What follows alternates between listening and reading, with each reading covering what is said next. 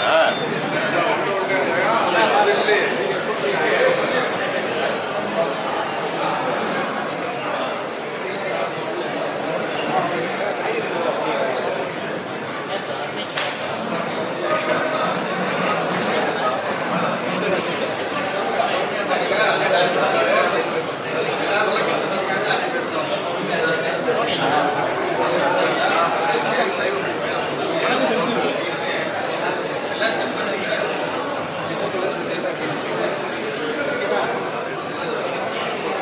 நல்லா இருக்கலானே.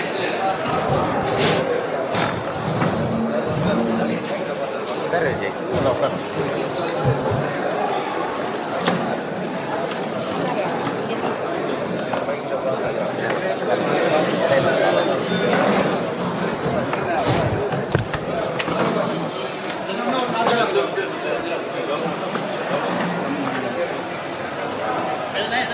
உட்கார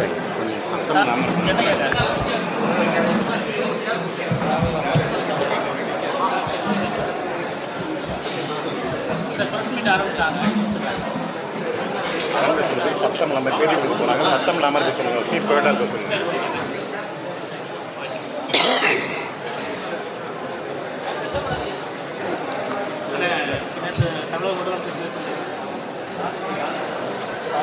நீங்கள் எங்கள் தாத்தாவுக்கு வணக்கம் செலுத்துறதை எடுப்பீங்களா? இல்லை நான் சொல்லுங்கள்.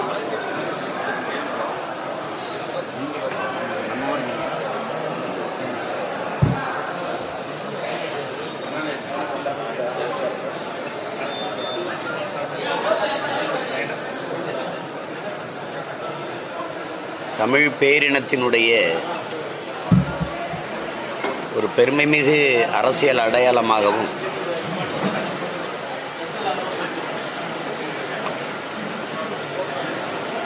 சமூக நீதி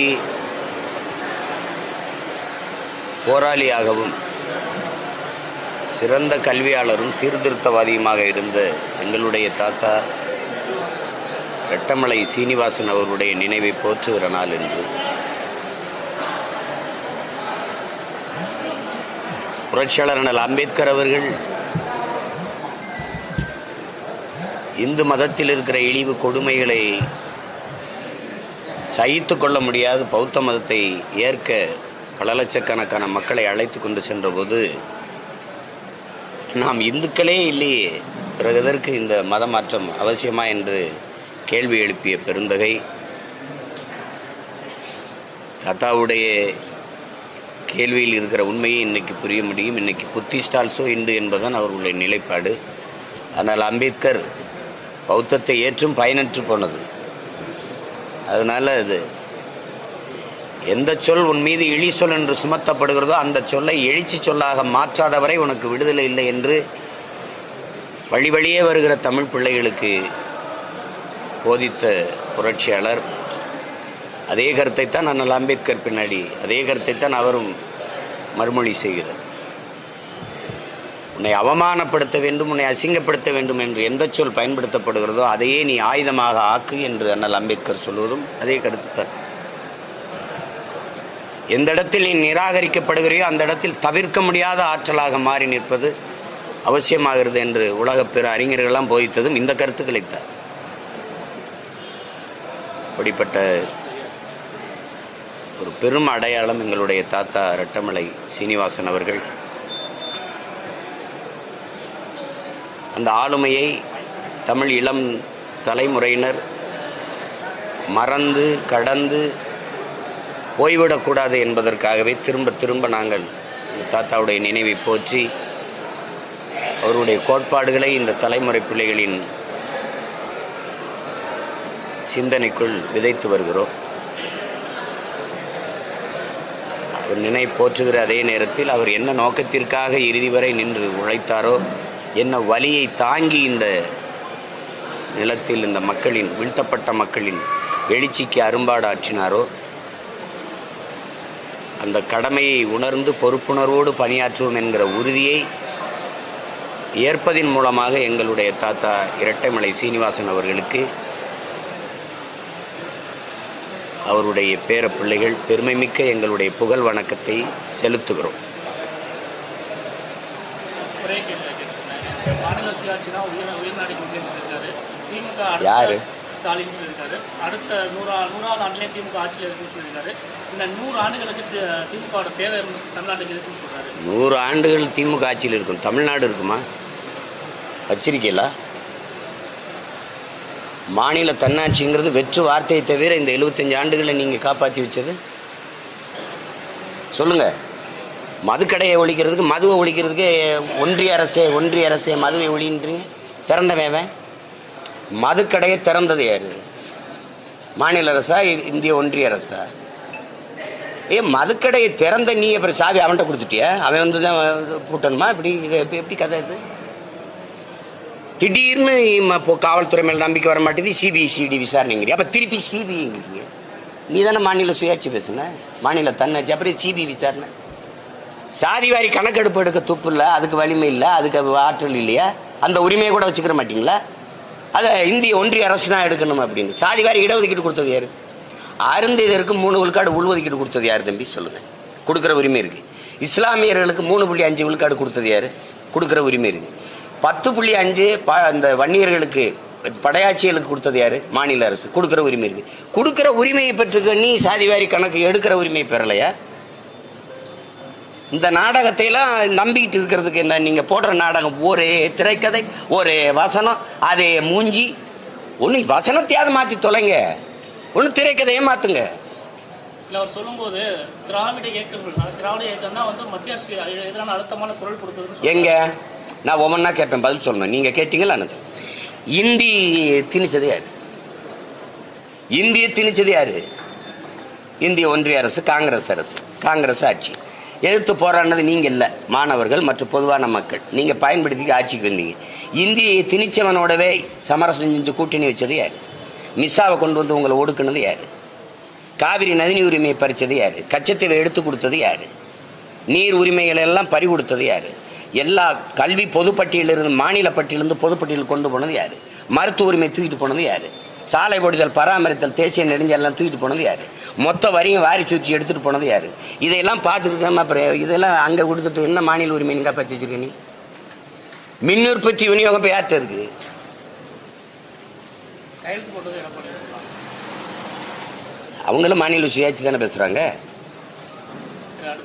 சரி, கையெழுத்து போட்டாங்கல்ல, நீங்க வாங்கிட்டு வந்து நீங்க போய் போராடி வாங்கிட்டு தானே 39 உறுப்பினர் கொண்டு போய். நீங்க இப்ப 40 வச்சிருக்கீங்கல்ல உறுப்பினர்களா? பூ முட்டையா அப்படியே உட்கார்ந்து எந்திரிச்சு வர்றதுக்கு? அப்ப பேசாம என்ன பண்ணீங்க? தொடர்ச்சியா மீனவனை கடத்தி கொண்டு போறான், அவங்க சிறை பிடிக்கிறான், படகை பறிக்கிறான், மொட்டை அடிச்சு விடுறான். வாயை திறக்க மாட்டேங்கிறீங்க. இங்க பெருமை வேற கிடக்கு. 75 ஆண்டு முற்பெரும் விழா. என்னது உங்களுக்கு? உரங்களும் கொண்டாட்டம், நாட்டு மக்களுக்கு திண்டாட்டத்தை தவிர வேற என்ன இருக்கு? 2009 யார்கிட்டயுமே இறங்கி வர சீமான் வந்து தம்பி விஜய் கூட்டணிக்கு அழைச்சா பரிசீலிப்ப பேசணும்னு சொல்லியிருந்தீங்க. கூட்டணிக்கு அவர் அழைச்சா இல்லைங்க, அப்படி எங்க பார்த்துருக்கு? நான் யார் கூட்டணிக்கு அழைச்சி காத்து இருக்கிறவங்க இல்லைங்க. நீங்க என்ன அப்படி பேசுறீங்க? தப்புன்னு அப்படி சொல்லாதீங்க. என் கொள்கையை ஏற்று இங்க இருக்கிற அரசியல் கட்சிகளுக்கு தலைவர் யாரு? அவர்களே. எனக்கு தலைவன் யாரு? உங்களுக்கு சொல்ல வேண்டியது இல்லை. எனக்கு ஒரு கோட்பாடு, கொள்கை, எனக்கு பாதை, பயணம், இலக்கு எல்லாம் தெளிவா இருக்கு. புரியுதா? இது என்னுடைய கோட்பாடு கிடையாது. பல ஆண்டுகளுக்கு, பல 100 ஆண்டுகளா எனது முன்னோர்கள் தூக்கி சுமந்த கனவு, எங்களுடைய தலைவன் தூக்கி சுமந்த கனவு. நாங்கள் ஒரு லட்சியவாதிகள்.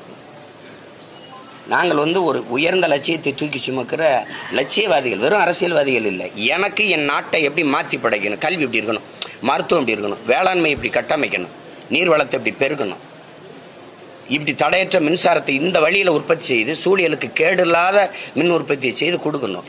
அப்படி இருக்குது. என் பிள்ளைகளுக்கு இவ்வளவு வேலை வாய்ப்பு கொடுக்கணும், இப்படி இருக்கணும், வறுமை பசிங்கிற சொல்லு இல்லாம ஒழிக்கணும் ஒரு கனவு இருக்கு.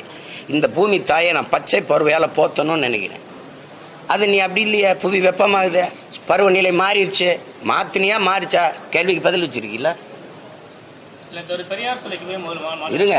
அப்ப எனக்கு ஒரு கனவு இருக்கு. இதை ஏற்றுக்கொண்டு எவர் வரின்னு ஏற்போம். குறிப்பா இந்திய திராவிட கட்சிகள் தவிர்த்து. நாங்க உட்கார்ந்து எங்கள் தலைவர் பிரபாகரன் சொன்னது போலம்பா இவர் இருப்பாரா? எந்திரிச்சு போவாரா? கூட்டணியில் இருக்கிறவரு? அதெல்லாம் யோசிக்கணும்ல. தம்பி வந்து இந்த எங்க அண்ணன் செய்யறது சரின்னு ஏற்றுக்கொண்டு வந்தால் ஏற்கிறது, இல்லைன்னா அவர் வேலையை பார்த்து போக வேண்டியதான். அம்பேத்கருக்கு மாலை போட்டு தொடங்கியிருக்காரு, அதே போல பெரியாருக்கு இந்த மாலை போட்டிருக்காரு, அதே போல விநாயகர் சதுர்த்திக்கு வாழ்த்து கூறல, ஓணத்துக்கு வாழ்த்து கூறியிருக்காரு. இவரும் வந்து திமுக மாடல் எடுக்கிறாரு, திராவிட கொள்கை அப்படின்னு சொல்றாங்க.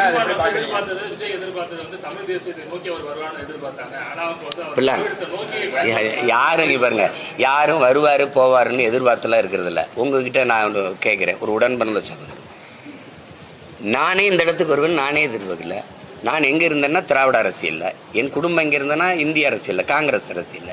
என்னை கொண்டாந்து நிறுத்தினது யாருன்னு உங்களுக்கு தெரியும். அப்படிங்கும்போது யாரும் வருவாருன்னு வரலாறு எந்த ஒரு தலைவனின் வருகைக்காகவும் காத்திருப்பதில்லை. அது இருப்பதில் ஒருவனை தேர்வு செய்து அவன் விரலை பிடித்து கொடுத்து நடந்து விடுங்கிறான். இதுதான் உலகம் முழுக்க இருக்க நீதி. இவர் வருவார்னு காத்திருக்கிறது இல்லை, அவர் வருவார்னு காத்திருக்கிறது இல்லை, நானே வருவேன் யாரும் காத்திருக்கல. அதனால தம்பி வந்து அவர் எடுத்து வைக்கிற கோட்பாடு கொள்கை எல்லாம் எப்படி இருக்குன்னு பார்த்தா அப்புறம் பேசணும். இன்னும் அவர் வர்றதுக்கு முன்னாடி நீங்க அவரை பேசாம அவர் படத்துக்கு அவர் தானே குரல் பதிவு பண்றாரு. அவருக்காக நீங்க மற்றவங்களெல்லாம் பதிவு பண்ணுங்கன்னு சொல்றது நல்லா இல்லை. நீங்க அவர்கிட்ட தான் கேட்கணும், நீங்க எதுக்கு இதை போடுறாங்க. அம்பேத்கருக்கு மாலை இட்டதை வரவேற்கணும், ஐயா பெரியாருக்கு மாலை இட்டீங்களா வரவேற்கணும். அதை போலவே எங்க தாத்தா திருவி கல்யாண சுந்தரத்துக்கு நீங்க மாலை இடணும், மதிப்பளிக்கணும்.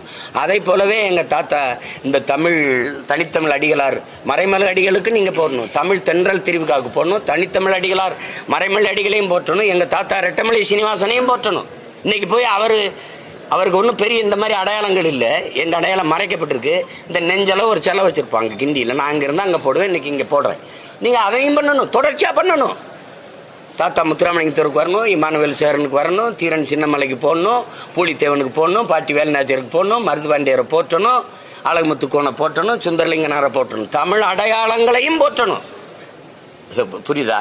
நாங்க அண்ணல் அம்பேத்கரை நாம் தமிழர் கட்சியின் கோட்பாடு இதன் மூலமா விளங்கி அண்ணல் அம்பேத்கரை அறிவு ஆசானாக இருப்போம், எங்களுடைய பெருமை மிக்க வழிகாட்டியாக இருப்போம். ஆனால் தலைவர்களாக எங்க தாத்தா ரெட்டமலை சீனிவாசன், பாட்டனார் அயோத்திதாச பண்டிதர், MC ராஜா இவர்களைத்தான் ஏற்போம். ஏன்னா தகப்பன் என்பவன் பெத்தவனாகவும் தலைவன் என்பவன் என்ற அத்தவனாகவும் இருக்கணும். கொஞ்சம் இருங்க, ஒன்னொன்னா தமிழகம் மாறணும் அப்படின்னு போராடுறீங்க. நீங்க சரி, பிஜேபி அவங்க தான் சொல்றாங்க, நீங்க தான் சொல்றீங்க. ஒருவேளை விஜய் அரசியல் சொல்லும்போது திராவிட சித்தாந்தத்தோடு வந்தார் அப்படின்னாங்க, ஒரு அரசியல் சூழ்நிலை நினைக்கிறீங்க. நீங்க யூகத்திலே கேட்க வந்தாருன்னா பொண்ணு, என் தம்பி வந்து சொல்லட்டும், நான் தமிழ் தேசிய தத்துவத்தில் இருக்கேன். உங்களுக்கு நீங்க வியப்பா இருக்கு, இந்த நாடே ஏன் நாடு, இந்திய நாடே பாரத நாடே பைந்தமிழன் இந்திய நாடே ஏன் நாடு, இதை நான் சொன்னா கூட நீங்க வெறுக்கலாம். ஆனால் அம்பேத்கரே சொல்றாரு, இந்த நிலப்பரப்பு முழுதும் பறவை வாழ்ந்தவர்கள் அவர்கள் தான். இன்னும் பல பேர் தெற்காசிய முழுமைக்கும் பறவை வாழ்ந்த இனக்கூட்டம் தமிழர்கள்ன்றான். அப்ப இந்த நாடு தமிழ்நாடு, இங்க வாழுகிற மக்களினுடைய மொழி, கலை, இலக்கியம், பண்பாடு, தொன்று தொட்ட வேளாண்மை, அவருடைய பாட்டு, இசை, கூத்து, நடனம், இது அவன் வந்த பெண்ணிய உரிமை, அவர்களுக்கு என்ன பொருளாதார வளர்ச்சி, தொழில் கட்டமைப்பு, இதெல்லாம் இருக்குல்ல. தொன்று தொட்ட வேளாண்மை, நீர்வள பாதுகாப்பு, கடல் வளம், காட்டு வளம், நிலவளம், மலை வளம், மணல் வளம், இதெல்லாம் பாதுகாக்கிறதுக்கு ஒரு அரசியல் இருக்கு. இந்த தேசம் தமிழ் தேசம், இங்க இந்த அரசியல் தமிழ் தேச அரசியல் இதானே இருந்திருக்கணும். நீ இல்லாத இந்தியத்தை பிடிச்சிட்டு வர, இல்லாத திராவிடத்தை பிடிச்சிட்டு வர. இதே ஐயா ஸ்டாலின் அவர்கள், மாண்புமிக்க முதல்வர் அவர்கள், அமெரிக்காவில் போய் திராவிடம் பேசலையே. திரண்டு இருக்கிற திராவிடர்களை பார்க்கும்போது எனக்கு மகிழ்ச்சின்னு வார்த்தையை பதிவு பண்ணல, ஏன் பதிவு பண்ணல சொல்லுங்க. தமிழ் மக்களை எல்லாம் பார்க்கும்போது சாதி மதங்களை கடந்து நம்மளை ஒன்றிணைக்கிற வலிமை தமிழுக்குத்தான் உண்டு என்று ஏன் பேச வேண்டிய அவசியம் வருது? தமிழர்களை எல்லாம் ஒட்டுமொத்தம் ஏன் திராவிடர்களை திரண்டு இருக்க திராவிடர்களை பார்க்கும்போது எனக்கு மகிழ்ச்சின்னு ஏன் சொல்ல முடியல? அப்போ இல்ல, திராவிட அவன் மொழியது, அவன் நிலப்பரப்புது.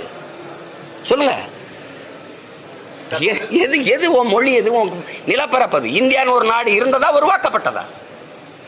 2500 ஆண்டுக்கு மூத்த ஒரு நாகரிகத்தை நீ தோண்டி எடுக்கிற கீழடியில, அது என்னுடைய நாகரிகம். ஆனா நீ வந்து இந்திய பண்பாடுங்கிற, திராவிட நாகரிகங்கிற ஒரு சொல்லை கூட எனக்கு விட்டு தர முடியலடா உன்னால. அவ்வளவு பயம் இருக்குல்ல. எனது தமிழர் நாகரிகம் சொன்னா தமிழர் நிமிர்வான், என்னுடைய தொன்மம் வெளிப்படும். எந்த அடையாளத்தை எனக்கு இல்லாம அழிக்கிறத தவிர ஏன் இன்னைக்கு ரெட்டமலை சீனிவாசனுக்கு நீங்க எல்லாம் பெறுவாரிய இதே மாதிரி பேசல? ரெட்டமலை சீனிவாசனுக்கு மரியாதை செலுத்தல, சமூக நீதி, விளிம்புநிலை மக்களின் உரிமை அதெல்லாம் பாதுகாக்கப்படாதா? அதுக்காக நின்றவனுக்கு நீங்க ஏன் கொண்டாடல? சொல்லுங்க. அந்த வலி யாராவது சுமந்திருக்கலாம் அவர் அளவுக்கு? 400 பேர் படிக்கிற பள்ளிக்கூடத்தில் நான் ஒருத்தன் தான்டா பறையன் பூராராயின்டா. எல்லாரும் திடல்ல கால்பந்து விளையாடுவான். எனக்கு விளையாடணும்னு பேராசையா இருக்கும், அவ்வளவு ஆர்வமா இருக்கும். ஓரமா ஒரு ஓரத்தில் நின்று பார்த்து அழுதுகிட்டே இருந்தேன். அந்த அன்னைக்கு இருந்த ரெட்டமலை சீனிவாசன் மாணவனா இருந்த அவர் மனநிலைக்குள்ள போய் பாருங்க எல்லாரும். அப்ப தெரியும் அந்த வலியை சுமந்து நின்றவனுக்கு அந்த வலியை கடத்தி இன்னொரு தலைமுறைக்கு அதுல இருந்து மீட்கணும் காக்கணும்ங்கிற எண்ணமே வரல. பெரியாருக்கு மேல போட்டாவே சமூக சீர்திருத்தம் வந்துருதா? அதிலே விளிம்புல மக்களின் உரிமைக்கு நிற்கிற அப்படி வந்துருதா என்ன? அப்ப அப்படி வந்துருதா? பெரியார் பெயரை பயன்படுத்தாம தமிழ்நாட்டு அரசியல் வந்து எடுபடாதுன்னு சொல்லி ஆர்எஸ் பாரதி இப்ப எங்க அரசியல் எடுபடுதா இல்லையா? எடுபடுதா இல்லையா? ஜெயலலிதாலும் தினம் பெரியார் பெரியார்னு பேசிட்டு தான் இருந்தாங்களா? கட்சி ஆரம்பிக்கும் போது வந்து பெரியார் பின்பற்றி தான் ஆரம்பிச்சு சொல்லிச்சு, வழிகாட்டின்னு இன்னைக்கும் சொல்றேன் வழிகாட்டி. பெரியாரை இங்க பாருங்க, பெரியாரை தமிழ் தேசியத்தின் எதிரியா நாங்க பார்க்கல, ஆனால் தமிழ் தேசியத்தின் தலைவராக ஏற்கல. இது எங்க கோட்பாடு. பெரியாரும் செய்தார். எப்படி சொல்லணும் நீங்க? சாதிய ஒழிப்புக்கு, பெண்ணிய உரிமைக்கு, இந்த தீண்டாமை கொடுமைக்கு, மூட பழக்கங்கள் ஒழிப்பிற்கு பெரியாரும் போராடினார். நாங்க ஏற்கிறோம், எதிர்க்கல. பெரியார் தான் போராடினார், அதை ஏற்கல, எதிர்க்கிறோம். உங்களுக்கு புரியுதுன்னு நினைக்கிறேன். அப்ப எங்க பாட்டில பல்லாங்குழி ஆடிட்டு கோழி குண்டு அடிச்சுட்டு இருந்தாங்களா? அப்போ என்ன பண்ணா? என்னதான்டா எங்களுக்கு தருவீங்க? வீரன்னா மராட்டிய மன்னன் சிவாஜி தான், பெண்ணின்னா சான்சி ராணி தான். எங்க பாட்டி வேலுநாச்சியார் என்ன பண்ணா? அடுக்கு பண்ணல, சட்டி பண்ண விளக்கிட்டு இருந்தாலா? எங்க பாட்டெல்லாம் வழக்கமாத்து குச்சி வச்சு ஒட்டை அடிச்சுக்கிட்டு இருந்தானா? வாழு மேலு வச்சு நாங்க வீர போர் புரியலையா? 8 நாள் சண்டை போட்ட சிவாஜியை பத்தி பேசுற, 8 மாசம் சண்டை போட்ட என் பாட்டன் மருதுவண்டியை பத்தி பேச மாட்டேங்கிற, வரலாற்றுல வல்லபாய் பட்டேல வைக்கிற என் பாட்டன் வாவுசி வைக்க மாட்டேங்கிற. என்ன நினைச்சுக்கிட்டு இருக்கீங்க? எல்லாரும் விளையாட்டு பண்றீங்க. நீங்க பெரியார் தான் அப்படின்னா எங்க முன்னோர்கள் பண்ணல. சாதி ஒழிப்புக்கு வள்ளுவனை பிறப்பு ஒக்கும் எல்லா உயிருக்கும், அதை தாண்டி தத்துவம் சொல்லு.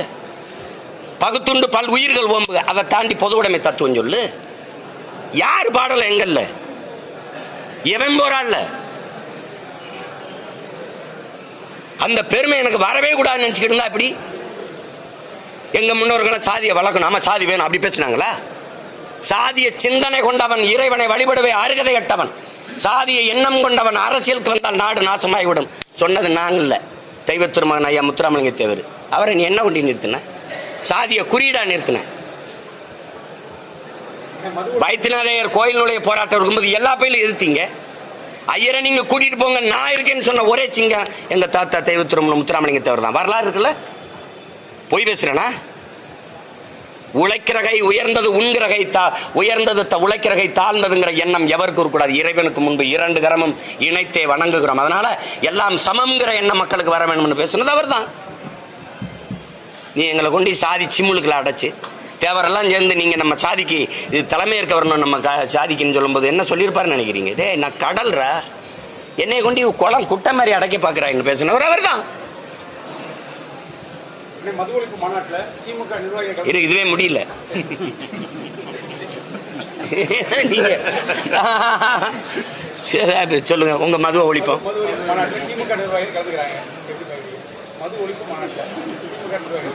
இப்போ இலங்கையில ஈழத்துல எங்களை பெரும்போர் நடத்தி எங்க இனத்தை அழிச்சு ஒழிச்சிட்டான். ஐநா என்ன தெரியுமா தீர்ப்பு கொடுத்துச்சு? இலங்கையை விசாரிச்சு ஒரு முடிவு எடுத்துக்கல, இலங்கையை விசாரிச்சு அதுக்கு ஒரு தீர்ப்பு கொடுத்துக்கலாம்ங்குது. எப்படிப்பட்ட தீர்ப்பு? எவன் கொலகாரனும் நீயே விசாரிச்சு ஒரு தண்டனை கொடுத்துக்கப்பா, ஒரு தீர்ப்பை கொடுத்துக்கப்பா. இந்த பஞ்சாயத்து எப்படி இருக்கு? எப்படி இருக்கு சொல்லுங்க? நல்லா இருக்கா? இல்ல அந்த பஞ்சாயத்து தான் இது. யாரு திருடங்கையில சாவியை கொடுத்தா அப்படி இருக்கும்? எப்ப காய்ச்சி விற்கிற ஆலை முதலாளிகளை கூட அதுக்கு சரியான ஆள் ஐயா ஜெகத்ரட்சன், எங்க ஐயா டிஆர் பாலன் தான். 2 பேரும் போய் பங்கேற்றா சரியாரு. மது ஒழிப்பை பத்தி பேச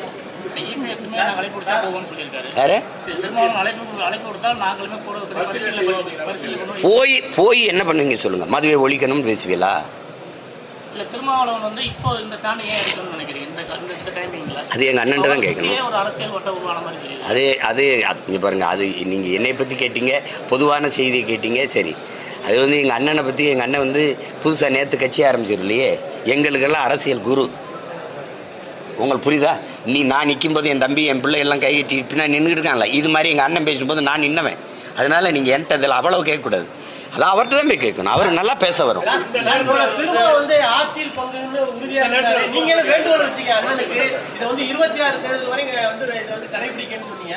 இப்ப சிஎம் பார்த்து வந்தவரை அவர் இதுல இருந்து பின்வாங்கிட்டாருன்னு சொல்லி அரசியல் நோக்கம் சொல்றாங்க. உங்களோட கருத்து உங்க வேண்டுகோள் வந்து அதாவது இல்ல நீங்க இப்படிதான் பாக்கணும். எங்க அண்ணனுடைய கருத்துன்னு விடுங்க, தம்பி அவருடைய தம்பி என்னோட கருத்துன்னு வைங்க.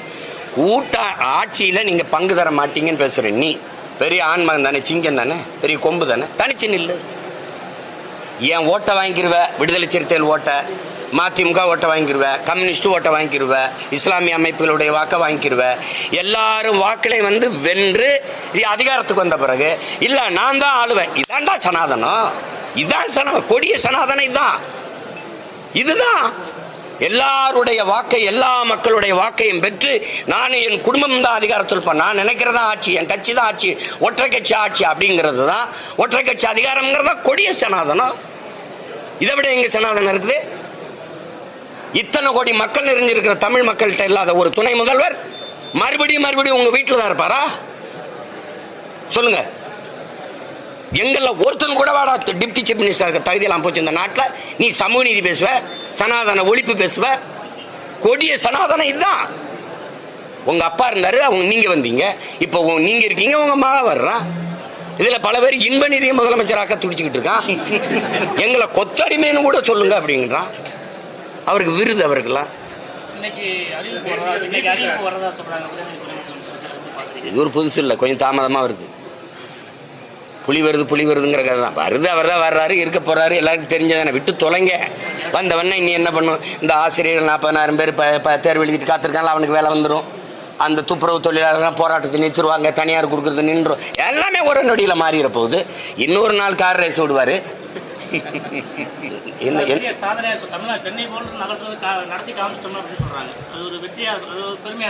அப்படித்தான் தம்பி, நாங்க வயிறை நிறைக்க போராடுறவங்க, நீங்க வயிறை குறைக்க போராடுறீங்க. எங்க அண்ணன் தமிழரசன் சொல்றது, டே இந்த பணக்காரங்க, இந்த அரசியல் அதிகாரத்தில் இருக்கிற இந்த அதிகாரிகள் எல்லாம் பானை இருக்குல்ல, பானை ஒண்ணுதான் தம்பி, பானை ஒண்ணுதான். ஆனா உங்க வயிறுலாம் பானையின் வெளித்தோற்றம் போல உப்பி பிதிங்கிட்டு இருக்கு. உழைக்கும் மக்கள், வேளாண்குடி மக்கள், ஆலை தொழிலாளர்கள், பாட்டாளி வர்க்கம், எங்களுடைய வயிறு பானையின் உள்பக்கம் மாதிரி ஒட்டி இருக்கு. பானை ஒண்ணுதான்.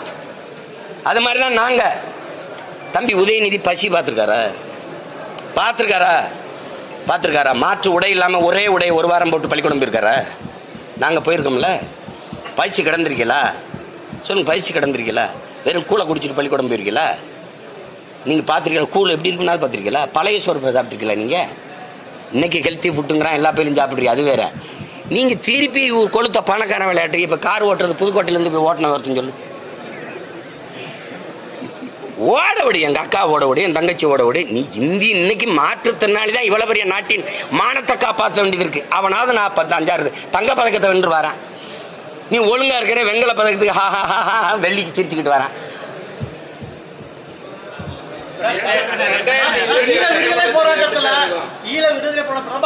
பிரபாகரன் இருக்கும் பொழுதும் சரி, அவர் மறைவுக்கு பிறகு பல்வேறு அரசியல் கட்சிகள் தமிழ்நாட்டில் ஒரு படத்தை முன்னிலைப்படுத்தி போட்டுட்டு வந்தாங்க. நாட்டில வந்து எல்லாத்தையும் எல்லா அரசியல் கட்சிகள் மதிமுக உட்பட, ஏன் விடுதலை சிறுத்தைகள் உட்பட அந்த படத்தை பிரபாகரன் படத்துல எடுத்தாங்க. நீங்க தொடர்ந்து இந்த தலைவர் பிரபாகரன் படத்தை போட்டு கொண்டு வந்தீங்க.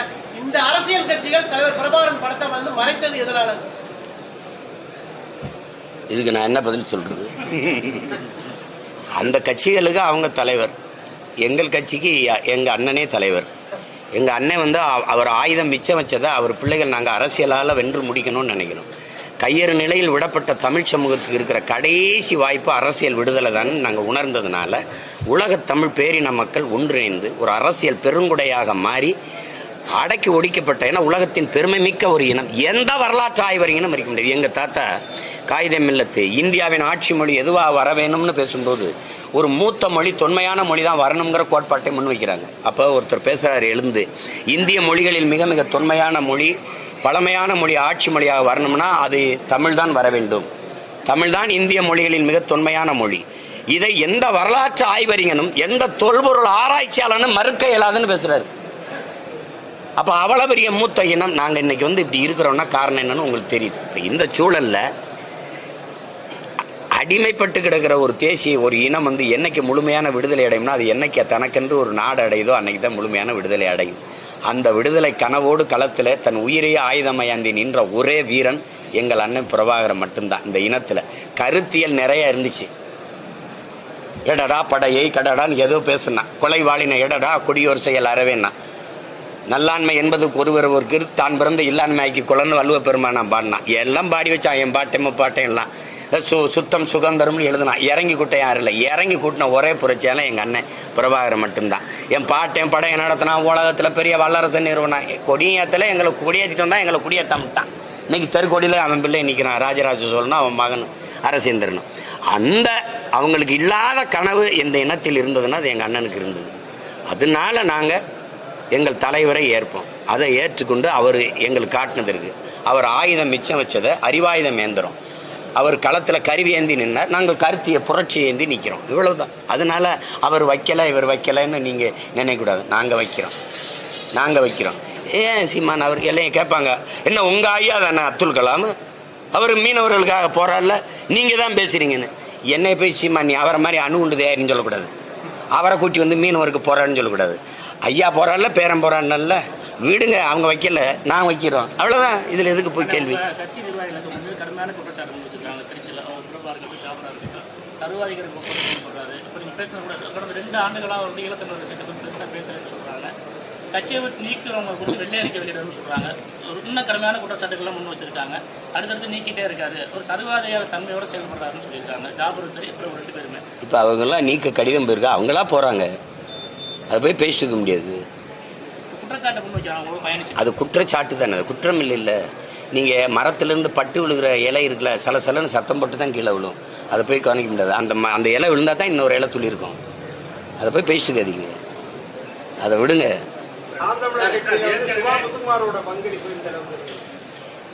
அவர் வந்து தொடக்க நிலையில் ஒரு 6-7 மாதம் எங்கள் கூட தொடர்ந்து பயணித்தார். அப்போ அவருக்கு எனக்கும் பெரிய அறிமுகம் இல்லை. அவர் நான் வந்து அந்த ராமேஸ்வரத்தில் பேசிட்டு கட்டாய கையெழுத்து போட்டுக்கிட்டு இருக்க போது எங்கள் அண்ணன் குளத்தூர் மணி சொல்லி அனுப்பி அவர் வந்தார். அப்போ முத்துக்குமார்னு ஒருத்தர் வந்திருக்கிறாரு பார்க்கணும். நான் ஒரு விடுதியில் தங்கி கையெழுத்திட்டு இருந்தேன். அப்போ வந்து சந்தித்தோம் அதுக்கப்புறம் அந்த நெருக்கடியில் எனக்கு எல்லாம் போர் முற்று பெற்ற பிறகு நாங்கள் அரசியல் இயக்கமாக மாறுவதை தவிர வழி இல்லைன்னு சூழல் வந்தபோது எங்களோட தோழிக்கு துணையாக நின்று இது பண்ணார். அவருடைய அனுபவம் இருந்தது. அவங்க பாதை வேறையாக இருந்தது. எங்களுடைய பாதை துவக்கில்ல, வாக்கு. களப்பயிற்சினா இப்படி ஆயுதம் இந்தியா அது இல்லை. அதிலிருந்து அந்த விடுதலை போராட்டத்தை நீங்கள் புரிஞ்சுக்கணும். அதில் வந்து அந்த அரசியல் வந்து இந்த ஜனநாயக இந்த மக்களாட்சி ஏற்றுக்கொண்ட நாட்டில் எடுபடல. அதுக்கு பெரிய சான்று எங்கள் தாத்தா கலிய பெருமாளும் எங்கள் அண்ணன் பெரியவர் தமிழரசனும். அப்போ ஆமாம், அதுதான் நான் தாத்தான்னு சொல்கிறேன். அவங்க 2 பேரும் அது வந்து அவர் தாத்தாவே எனக்கு ஒரு புத்தகம் கொடுத்தாரு. அவருடைய வாழ்க்கை வரலாறு மக்கள் துணையோடு மரணத்தை வென்றவன். அதில் வந்து கடைசி பத்தியில் அவர் எழுதியிருக்கிறாரு. மக்களை அணிதிரட்டி அரசியல் படுத்தாமல் புரட்சியை முன்னெடுக்க முடியாதுன்னு அவராக கூப்பிட்டு இதை படிச்சு வச்சுக்கன்னு சொன்னார். அதுக்கப்புறம் அவங்க இறந்துட்டாங்க. இப்போ அவர் தாத்தா கடைசியாக சொன்னதை பேரங்க நாங்கள் பிடிச்சிட்டு பயணிக்கிறோம். எங்கள் அண்ணனே ஆயுதமேந்தி தான் ஒரு அடிமைப்படுத்தப்பட்ட தேசியனத்திற்கு உரிமையை மீட்க முடியும். மாசத்துங்க தான் சொல்றாரு. அது மக்கள் ஜனநாயக புரட்சிக்கும் தேசிய விடுதலைக்கும் ஒரு பெரிய வேறுபாடு இல்லை, 2 ஒன்று தான். அதை கற்றுணர்ந்த எங்கள் தலைவர் வந்து ஆயுதமேந்திய கிளர்ச்சியின் மூலம் தான் நம்ம இனத்தை விடுவிக்க முடியும்னு முழுமையாக நம்பின அவரே தமிழ் தேசிய கூட்டமைப்புன்னு ஒரு அரசியல் பேரியக்கத்தை கட்டமைச்சு 22 நாடாளுமன்ற உறுப்பினரை வென்று இலங்கை நாடாளுமன்றத்துக்குள்ள அனுப்புனாரு. ஏன் அனுப்புனாருன்னு உங்களுக்கு தெரியும். ஒரு பயணம் 2 தண்டவாளங்களுக்குள்ள அப்படி போனாதான் ஆயுதமேந்திய கிளர்ச்சி அரசியல் புரட்சி 2ம் சேர்ந்து போனாதான் வெல்ல முடியும்னு அவர் நம்பினார், உறுதியாக நம்பினார். அந்த நம்பிக்கையில் இது இல்லை. இப்போ அவருடைய காலம் வேற, அவர் பிள்ளைகள் எங்களுடைய காலம் வேற. அதனால நாங்கள் முழுமையாக எங்கள் அண்ணன் கையில் இருந்த துவக்க கீழே வச்சுட்டு இந்த மக்கள்கிட்ட இருக்கிற வாக்கை கையில் எடுத்து அந்த அரசியல் அது ஆட்சியாளர்கள் தான் முடிவு செய்யணும். இப்போ நாங்கள் மாசத்தும் சேகவார இருகையும் உயர்த்தியிருக்கோம். ஒன்று கருவிக்கானது, ஒன்று கருத்தியலுக்கானது. ஒன்று அறிவு ஆயுதம், இன்னொன்று அழித்தொழிக்க ஆயுதம். இதில் எந்த கையை இறக்குறது எந்த கையை தூக்குறதுங்கிறத நீங்கள் தான் பெருமக்களை முடிவு செய்ய வேண்டும். ஏன்னா நான் எந்த ஆயுதம் எடுக்க வேண்டும் என்பதை எதிரி தான் முடிவு எடுக்கிறான். நான் மரம் அமைதியாகத்தான் இருக்க நினைக்குது, ஆனால் காற்று அதை எப்படி இருக்க விடுவதில்லை. நீ ஒழுங்காக இருந்தீன்னா நான் அசையாமல் இருப்பேன். நீ எப்படி வேகமாக அடிக்கிறீங்களோ அப்படி ஆடுவேன். அந்த ஆட்டத்தை நீங்கள் தான் பார்த்து ஆடுவேன். கட்சி தொடங்கியதிலிருந்து இதுவரை சந்தித்த பல தேர்தலில் வந்து நீங்க வந்து தனிச்சையா போட்டிட்டு இருக்கீங்க. இந்த தேர்தல் இது வருகின்ற 26 தேர்தலையும் கூட்டணி அமைச்சு போட்டியிடாதுன்னா இத்தனை கால ஆண்டுகள் அவங்க பின்னாடி வர தொண்டர்களோட உழைப்பு வந்து வீணா போயிருங்கிற ஒரு இது போட்டிருக்கீங்க. அப்படிப்பட்ட தொண்டர்கள் எங்ககிட்ட இல்லையே, எங்ககிட்ட இல்லை. சுதந்திர பசி கொண்ட மக்களை சோற்று பசி ஒன்றும் செய்யாதுங்கிறதான் எங்கள் தலைவர் எங்களுக்கு கற்பித்தது. விலகி நின்று வேடிக்கை பார்க்கிற கண்கள் பார்த்து கொண்டே இருக்கட்டும், நீ தனித்து நில்லு, தனித்துவத்தோடு நில்லு. அதான் நாங்கள் கற்றுக்கொண்ட தத்துவம். கூட்டத்தோடு நிற்கிறவனுக்கு துணிவு தேவையில்லை, தனித்து நிற்கிறவனுக்கு தான் துணிவு தேவை. நாங்கள் வந்து இங்கே இருக்கிற அரசியல் தலைவர்களை பார்த்து அரசியல் செய்ய வந்தால் நீங்கள் பேசுகிறது சரி. நாங்கள் எப்படி உலகா 20 நாடுகள் சேர்ந்து எதிர்த்து சண்டை போட்ட போதும் தனிச்சு நின்று போரிட்ட தலைவனுடைய பிள்ளைகள். நீங்கள் எப்படி சொல்லாதீங்க, தனிச்சு நின்னா வெல்ல முடியுமா, தோன்றணும். ஒரு லட்சியம் கொண்ட போராளி நீங்கள் தட்டி கொடுங்க, நீங்கள் தொடர்ந்து முன்னேறுங்கன்னு சொல்லுங்க. உங்கள் தொண்டர்கள் தோன்றுவாங்களா, ஐயோ இதாயிருவீங்களா, மருத்துவர் மாதிரி பேசுங்க. அடுத்த நொடி சாப்பிட்றனோட ஒன்றா அது பொழைச்சிக்கிருவீங்கன்னு சொல்கிறாங்களா, அந்த மாதிரி சொல்லுங்க. நீங்கள் ஏன் நானே அதை பற்றி கவலைப்படல, என் பிள்ளைகளே கவலைப்படல. நீங்கள் ஐயோ என்ன ஆகும்னு ஒன்று வர்றது, கூட்டணி இல்லாமல் எத்தனை நாளைக்கு இப்படி தனிச்சு நினைச்சு போராடுவீங்க, உங்கள் தொண்டர்களாக சுதந்திர மாட்டாங்களாங்கிறது. மறுபடி கூட்டணி வைக்க போகிறது, தம்பி விஜய் நானும் சேர்ந்துருவோம் அப்படிங்கிற ஒரு நிலைப்பாடு இருந்தால் தனியாக நிற்கிறதானே உங்கள் பலம், எதுக்கு கூட்டணி வைக்கிறீங்கிறது. இப்ப என்னதான் செய்ய சொல்றீங்க? இப்போ வந்து எடப்பாடி பண்ணது அதிமுகவோட சீமான் 2026 கூட்டணி வைப்பாரு அப்படிங்கிற மாதிரி அரசியல் விமர்சகர்கள் பேசுறாங்க. வந்து ஒத்த கருத்துடைய கட்சிகள் வந்து வந்துச்சுன்னா நாங்கள் தைரியமா அப்படின்றாங்க. அதே திமுக வந்து என்ன சொல்றாங்க, 200க்கும் மேற்பட்ட இடங்கள்ல வரலாறு காணாத அளவுக்கு நாங்கள் வெற்றி பெறுவோம் அப்படின்னு அவங்க சொல்றாங்க. இப்ப அதிமுக பிளவுபட்டிருக்கு, இப்ப விஜய் களத்துல வராரு, இப்ப சீமான் வந்து தொடர்ச்சியா வந்து தனிச்சே போட்டு இருக்காரு. பெரிய 2026 தேர்தலில் எப்படி சிதறி கிடக்கிறது ஆளுங்கட்சி பலமா இருக்கும். அப்போ சீமானை பொறுத்த வரைக்கும் அதிமுக கூட்டணிக்கு வாய்ப்பு இருக்கு அப்படிங்கிற மாதிரி அரசியல் விமர்சகர்கள் சொல்றாங்க. அதுக்கான வாய்ப்புகள் இருக்கா? அது விமர்சனங்கள் தானே, அது விமர்சகர்கள் தானே, அதை போய் பொருட்படுத்திக்கிட்டு இருக்க. அவர்கள் விமர்சிச்சுட்டு தான் இருப்பாங்க, விமர்சனங்களை கருத்துக்களை சொல்லிக்கிட்டே இருப்பாங்க. அவங்களுக்கு என்ன களத்தில் வந்து நின்று பேசணும்ல மக்களுக்கு. ஒரு தலைவன் என்பவன் இங்கே பாருங்க, அந்த அடித்தட்டு மக்கள் உழைக்கும் மக்களோடு வாழ்ந்து அவங்களோட அங்கிருந்து வந்தவனாக இருக்கணும். பசி அறிஞர் 2 வேளை பட்டி கிடந்தால் பசின்னு அருமை தெரியும். அப்படி இருக்கிறவங்க தானே தலைமை ஏற்று போக முடியும். தண்ணின்னு எழுதுனா தாக நிற்காதுல்ல. தலைமைக்கு அதிகாரம் வேணுங்கிற ஒரு கேள்வி இருக்கு. நம்ம அதிகாரத்துக்கு வந்தால் பிரச்சனையை சரி பண்ணலாங்கிற ஒரு கேள்வி. சரி பண்ணலாம். யார் தரணும்? மக்கள் தரணும். நாங்கள் தொடர்ச்சியாக செய்து கொண்டே இருக்கணும். மக்கள் நம்பிக்கை வரும்போது எங்களுக்கு தருவாங்க. அதுக்காக சமரசம் செய்ய முடியாதுல்ல, சமரசம் செய்ய முடியாதுல்ல. யாரோட சேர்ந்து அதிகாரத்தை பண்ணுவீங்க? இன்னைக்கு இந்த ஆட்சியாளர்களை இயக்குறதெல்லாம் யாரு? நாங்கள் செய்யலை. முருகன் மாநாடு யாருக்காக செஞ்சீங்க? முருகன் நேற்று தான் இந்த வயல் எடுத்துட்டு போய் பண்ணையில் உட்காந்த மாதிரியே திடீர்னு முருகன் மாநாடு போடுறீங்க. எதுக்கு போடுறீங்க? இப்போ தான் பெண் காவலர்களுக்கு மருத்துவ இந்த 1 ஆண்டு விடுமுறைங்கிறீங்க, 1 ஆண்டு விடுமுறை சம்பளத்தோடு கொடுப்பங்கிறீங்க. இப்போ தான் எங்கள் பிள்ளைகள்லாம் கற்பிணி ஆகுறாங்களா? அதெல்லாம் நாங்கள் வந்து ஒரு அழுத்தம் கொடுக்கும்போது பேச வேண்டிய தேவை வருது. நடிகர்கள் கடந்த காலத்தில் விமர்சனம் இருந்தது. விஜய்க்கு தகுதி இருக்குன்னு நினைக்கிறீங்களா? திரைப்படத்தில் இருந்துட்டு ஒரு நாடான ஆசையோடு வர்றாரு, அந்த தகுதி அவருக்கு இருக்குன்னு நீங்கள் திரைத்துறையிலே இருந்திருக்கீங்க, அரசியல் விஜய் வந்து திரைத்துறையில அரசியல் வராரு. விஜய்க்கு நீங்க சொல்லக்கூடிய அறிவுரை சொல்லக்கூடிய அறிவுரை அவருக்கு தகுதி இருக்கா? இல்லை, ஒரு ஒரு தேசிய இனத்திற்கு அதுவும் உரிமை இழந்து உணர்வை இழந்துருச்சு. அதனால தான் உரிமை இழக்குது. உடைமை இழந்து உயிரை இழக்கிற அவல நிலைக்கு தள்ளப்பட்டிருக்கிற ஒரு தேசிய இனத்துக்கு தலைமையேற்று நிற்கணும்னா அதுக்கு வெறும் திரைப்புகள் மட்டும் பத்தாது. எனக்கு என் தலைவன் கற்பித்தது, தமிழ் இனத்திற்கு தலைமையேற்கிற தகுதியை ஒருவர் எப்போது பெறுவாரேயானால், என்னைக்கு சாவுக்கு அஞ்சாது மரணத்துக்கு அஞ்சாது துணிந்து நிற்கிறவர் எவரோ அவருக்கு தான் தலைமையேற்கிற தகுதி வரும். அதை எங்கள் கற்பிச்சார். அதனால அந்த துணிவு அது இருக்கணும். 2வது, நம்முடைய வரலாறு என்ன, நம்முடைய மொழியின் பெருமை என்ன, வரலாறு என்ன, நம்முடைய நிலம் அதனுடைய வளம் என்ன, இது நிறைய கற்றுக்கொள்ள வேண்டியது. அது கொஞ்சம் கொஞ்சமாக என் தம்பி தெரிஞ்சுக்கிட்டு வரணும், வருவாருன்னு நம்புவோம். ஒருவேளை உங்க கொள்கையோட ஒத்து போனாங்கன்னா நீங்க 24 சேர்ந்து பயணிக்க வாய்ப்பு இருக்கா? அதாவது நான் முன்னாடி பிறந்துட்டேங்கிறதுக்காக என்னையே முச்சந்தில் வச்சு நீங்கள் எல்லாரும் அடிச்சுக்கிட்டு இருக்கிறது நல்லா இல்லை. இது மாதிரி ஒரு தடவை என் தம்பி கட்சி தொடங்கின பிறகு உங்களை சந்திக்கும் போது இந்த கேள்வி கேளுங்க. நீங்கள் உங்கள் அண்ணனோட கூட்டின்னு வைப்பீங்களா? நீங்கள் இதை எத்தனை தடவை என்கிட்ட கேட்டீங்க? ஒரு தடவையாவது அவர்கிட்ட கேட்குறீங்களா? இல்லை கொடி அறிமுகத்தில் கேட்டீங்களா? மாநாடு முடிஞ்சோன்னா அவர் உங்களை சந்திப்பார்ல, எங்க 26 தேர்தலில் நீங்கள் தனிச்சு நிற்பீங்களா கூட்டணி வைப்பீங்களா கேளுங்க, ஒரு தடவை கேளுங்க. என்னையே நான் கேட்குறீங்க, இப்போ நான் தனிச்சு தான் போட்டிடுவேன், நான் இப்போ சொல்கிறேன். அவர்கிட்ட கேளுங்க, இல்லைங்க நான் எங்கள் அண்ணன் கூட போவேன்னா அன்னைக்கு யோசிப்போம். என்னையவே பேச வைக்கிறீங்க.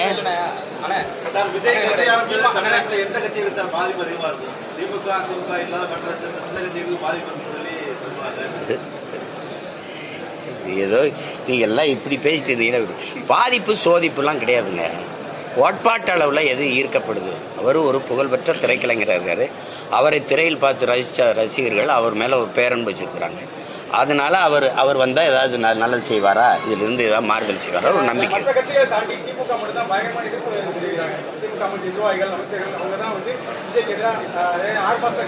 சரி, மற்ற கட்சிகளை தாண்டி திமுக தான் என்னைய கடுமையாக இருக்குது. ஏகப்பட்ட வழக்குகளை போடுது, நெருக்கடி கொடுக்குது, எல்லா இடையூறும் செய்யுது. அது ஏன் செய்யுது?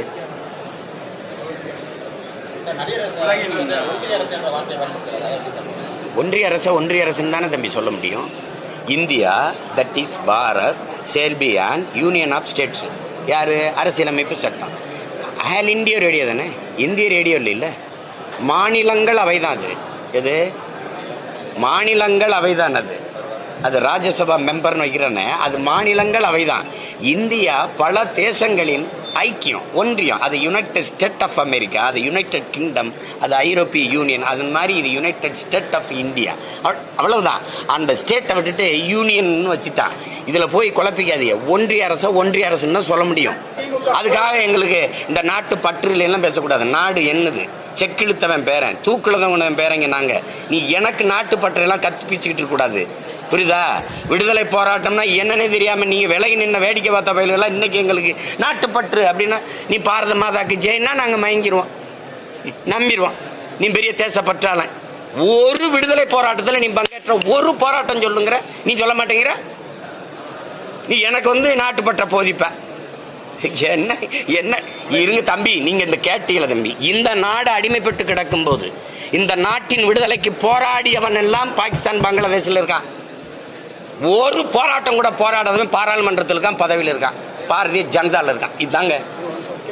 இதான் போராட்ட வரலாறு. சந்தேகம் இருக்கா? இல்ல தெளிவாயிட்டியல்ல.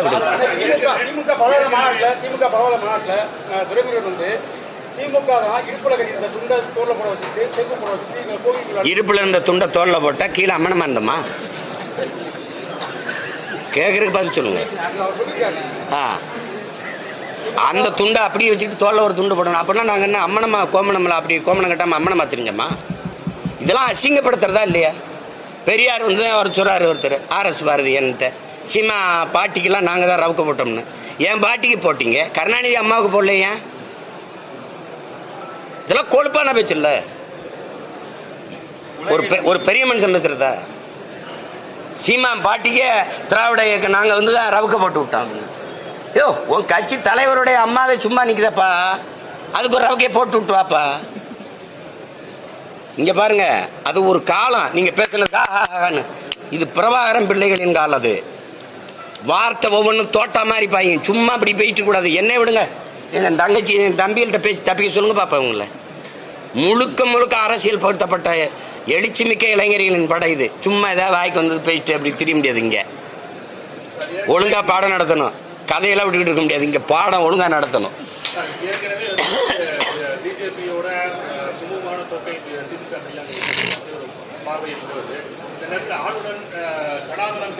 இல்லாத மாதிரி நீங்க அப்படியே பல்லு படாம கடிக்கிறீங்க மாதிரி நிலவுது போகுது. 100 ரூபா அந்த காசு, செல்லா காசு வெளியிட்டதுக்கு என்ன ஆட்டம்? இதே ஆளுநரை மாத்தணும் அப்படின்ட்டு அப்புறம் அவர் கையை பிடிச்சா அப்படியே ஒன்னா விருந்து சாப்பிடுறீங்க. ஆளுநர் மாளிகையில் இது வேற ஆளுநரா? சலவைக்கு போட்டு வாங்கிட்டு வந்துருக்காங்களா? அதே ஆள் தானே. என்ன நீங்க பண்றதெல்லாம் இதெல்லாம் உங்களுக்கு ஒரு கொடுமை. இங்க பாருங்க, நீங்க எழுதி வைங்க. உங்க எல்லாருக்கு முன்னாடி நான் சொல்றேன், ஒருவேளை ஐயா சந்திரபாபு நாயுடு, ஐயா நிதிஷ்குமார் இந்த ஆட்சியில இருந்த அப்படி அந்த ஆதரவுல இருந்து விலகுனா தன்னுடைய 22 உறுப்பினரோட உள்ள போய் ஐயா ஆதரவு கொடுப்பாரு. நீங்க இது நடக்குதா இல்லையான்னு மட்டும் பாரு.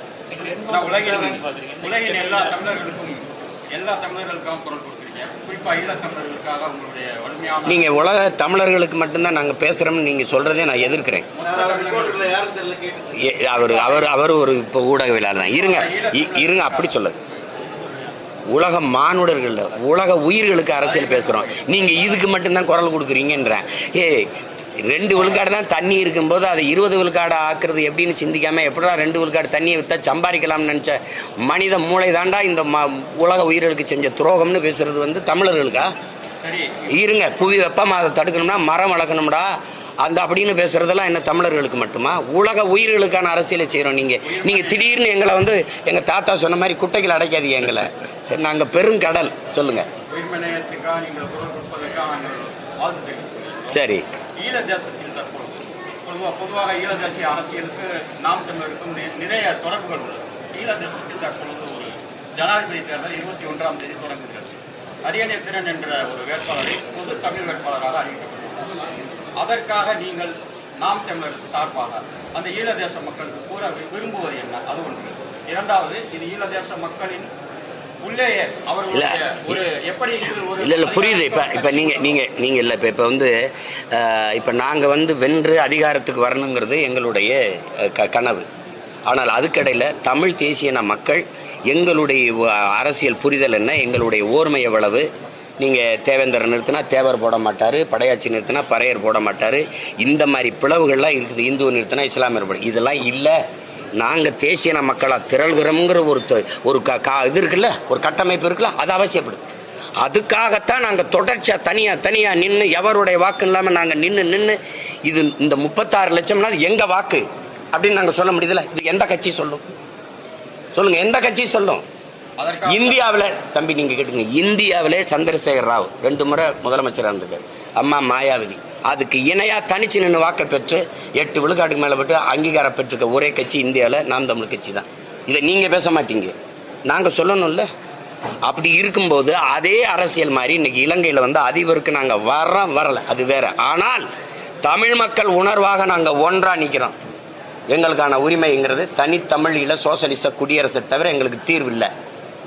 சும்மா அதுக்குள்ளே ஒரு தீர்வு, இதுக்குள்ள ஒரு தீர்வு, அப்படி அது இல்லை. அதனால அந்த நிற்கிற அந்த ஓர்மித்த கருத்தோடு நிற்கிற பொது வேட்பாளரை நம்ம ஆதரிக்கிறோம். அதில் அது வந்து சுயநிர்ணய உரிமைக்கு அது பக்கபலமாக இருக்குமா இந்த தேர்தல் முடிவு? அது அவங்க என்ன சொல்லுவாங்க, சுயநிர்ணய உரிமை மூலமாக போய் தனித்தமிழில் குடியரசுக்கான பொது வாக்கெடுப்பை எடுக்க வைக்கணும்னு சொல்லுவாங்க. இப்போ நமக்கு வந்து ஒரே இதுதான் ரெஃபரண்டம்னு ஆங்கிலத்தில் சொல்ற மாதிரி. திராவிட கட்சிகள் போல அங்குள்ள தமிழரசு கட்சி இதற்கு எதிர்ப்பாக ஒரு அறிக்கை வெளியிட்டுள்ளது. அதை பற்றி இந்த தமிழ் மக்களின் வாக்கு வலிமையை ஓர்மைப்படுத்தி காட்டணுங்கிற அந்த நோக்கம் வந்து மிகச்சரியானது. அதை நான் ஆதரிக்கிறேன். ஏன்னா இந்த நிலத்திலே நாங்கள் அதான் பண்ணுறோம். நாங்கள் வந்து இந்த கட்சியோட போனால் வெள்ளலாம் 2 சீட்டு எடுக்கலாம், 3 சீட்டு வெள்ளலாம், 2 பாராளுமன்றம் போகலாம். அது இல்லை. சீட்டுக்கு நோட்டுக்கு கைகட்டல, நாட்டை ஊரான்ட்ட கொடுத்துட்டு 4-3 சீட்டுக்கு முட்டிக்கால் போடுற அந்த அரசியலை என் முன்னவர்கள் செய்ததை நாங்கள் செய்ய விரும்பலை. ஏன்னா இது கற்றறிவு இல்லை, பட்டறிவு. படிப்பறிவை விட பட்டறிவு. எங்கள் முன்னவர்கள் செய்த பிழையை இந்த தலைமுறை பிள்ளைகள் நாங்கள் செஞ்சிடக்கூடாதுன்னு நினைக்கிறோம். அதே தான் அவங்களும் நினைக்கிறாங்க. அது வந்து நாங்கள் ஜெயிக்கிறோம் தோக்குறோம் அதை பற்றி இல்லை. நாடே அழிக்கப்பட்டுருச்சு, மொத்த இனமும் கொல்லப்பட்டுருச்சு. ஆனால் எந்த நிலையிலையும் நாங்கள் ஒன்றா வெட்டிய மரத்தின் வேர்லேருந்து மொத்தமாக துளிர்க்கிற மரம் போல் நாங்கள் எழுவோம்னு காட்டுறதுக்கு ஒரே கூர்மையாக ஒரு வேட்பாளரை நீர்த்தி அடிக்கிறது தான் சரியாக இருக்கும்.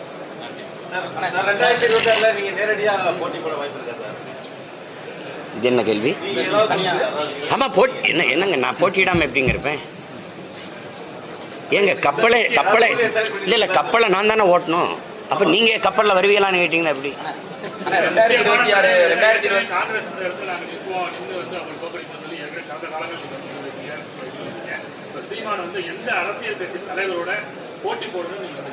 நான் எதிர்த்து மோதி வீழ்த்துற அளவுக்கு இங்க ஒருத்தரும் தலைவர் இல்லை. அதனால அதை விடுங்க. என் தத்துவம் தான் தலைமை இருக்கும். நாங்க எடுத்து வைக்கிற கொள்கை. நீங்க இந்த வாட்டி 26 தேர்தலை நாங்கள் எதிர்கொள்ளும் போது நாங்க எப்படி ஆட்சி செய்வோம்னு சொல்லுவோம் பார்த்தீங்களா?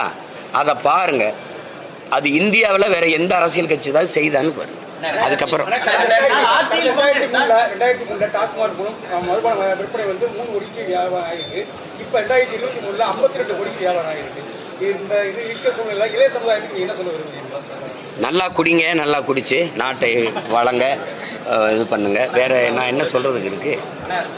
படிப்பகங்களை திறந்தவனை மறந்துட்டு குடிப்பவங்களை திறந்தவனை கொண்டாடிட்டு இதெல்லாம் அந்த 70 ஆண்டு கால 75 ஆண்டு கால பவள விழாவில் வருதா இந்த சாதனைலாம்? நீங்க தான் கேட்கணும். 2026 திமுக தலைமை வந்து கடுமையா எதிர்க்குது. மறுபடியும் அதிமுக நீங்க எதுக்கு எனக்கு இது ஆட்சியில பங்கு உனக்கு எதிர்பார்க்கல? அப்ப 18 ஆண்டுகள் இந்திய ஒன்றிய அரசுல பங்கு எதுக்கு வைத்தீங்க? நீங்க கூட்டணி தானே வச்சு காங்கிரஸோட. அப்பயும் அந்த அமைச்சரவையில் எதுக்கு பங்கு கேட்டி வாங்குனீங்க? எதுக்கு வாங்குனீங்க? காங்கிரஸ் ஆட்சியில பங்கு, ஐக்கிய குஜராத் ஆட்சியில பங்கு, தேவேகவுட ஆட்சியில பங்கு, பிபி சிங் ஆட்சியில பங்கு, வாஜ்பாய் ஆட்சியில பங்கு. அப்படின்னா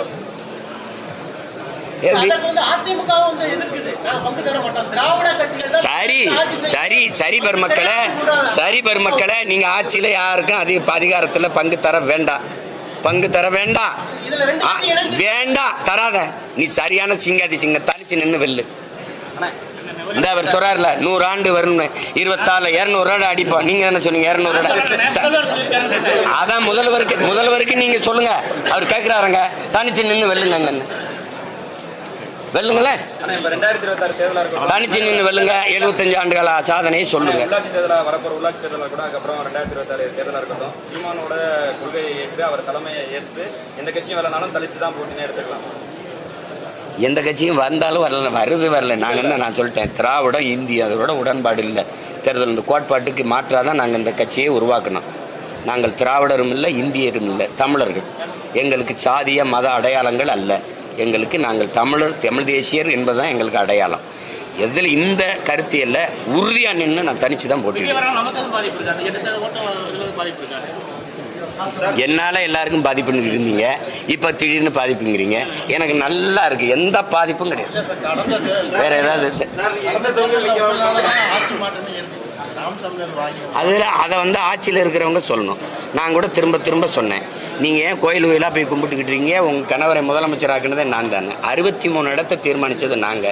அவங்க வென்ற 34 இடத்துல அவங்க 1100 500 அங்க 15,000 18,000 22,000 வாக்குகளை வச்சிருக்கேன். நான் கெஞ்சி சொன்னேன், அது கேட்க வேண்டியவர் கேட்கல. அதனால இன்னைக்கு சிக்கல். திருப்பி இந்த 26 ஆட்டத்துல அப்புறம் பார்ப்போம்.